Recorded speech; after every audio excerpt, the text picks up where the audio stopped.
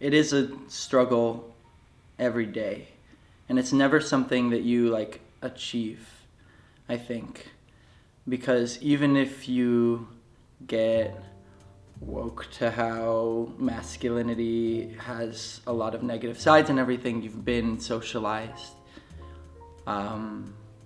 for a couple of decades already on this thing that has a lot of really centrally toxic qualities.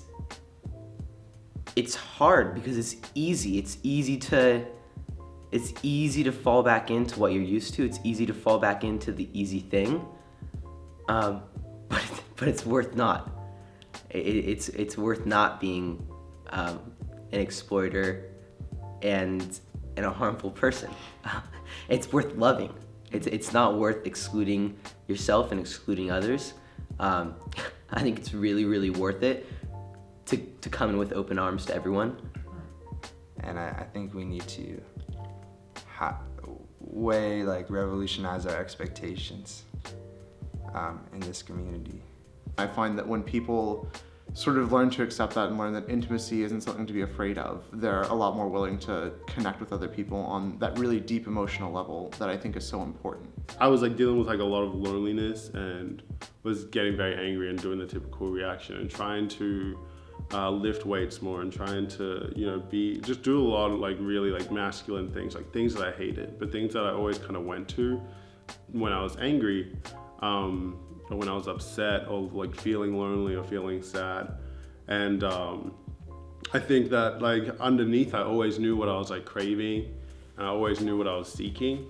I think it kind of really hit me when I was out one night, and one of a good friend was just being a bit very aggressive with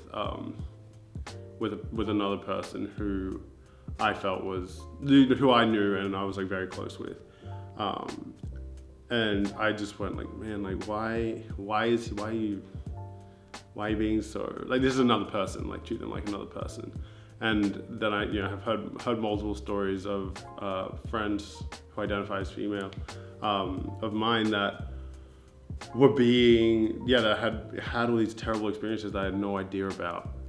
And so I think that restrictiveness of traditional masculinity is really at the heart of why I fight to change things, or why I like working with Masculinity101 and developing spaces in which people can sort of talk about that and get out of that sort of restrictiveness.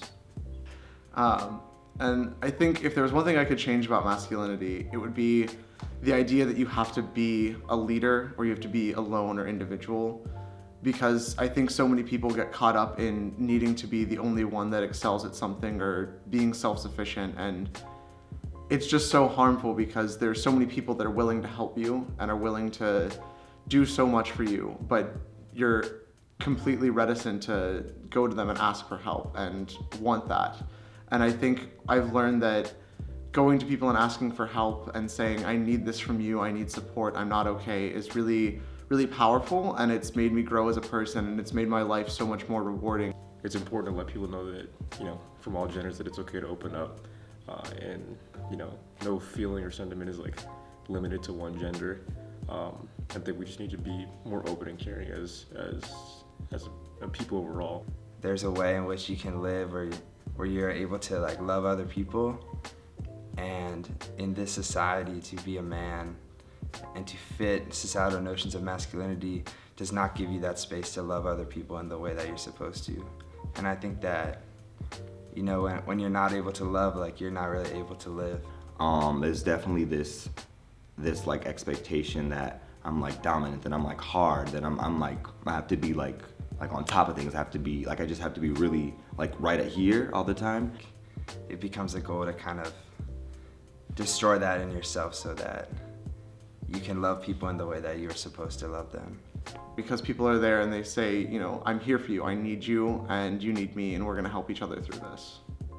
We have such low standards that there's not even, the standard that I would like to hold is not something that even existed in my real life. So for me, thinking about the next generation, I hope that they have some more human examples of what it would mean to actually be a man that is like fully loving and like not violent.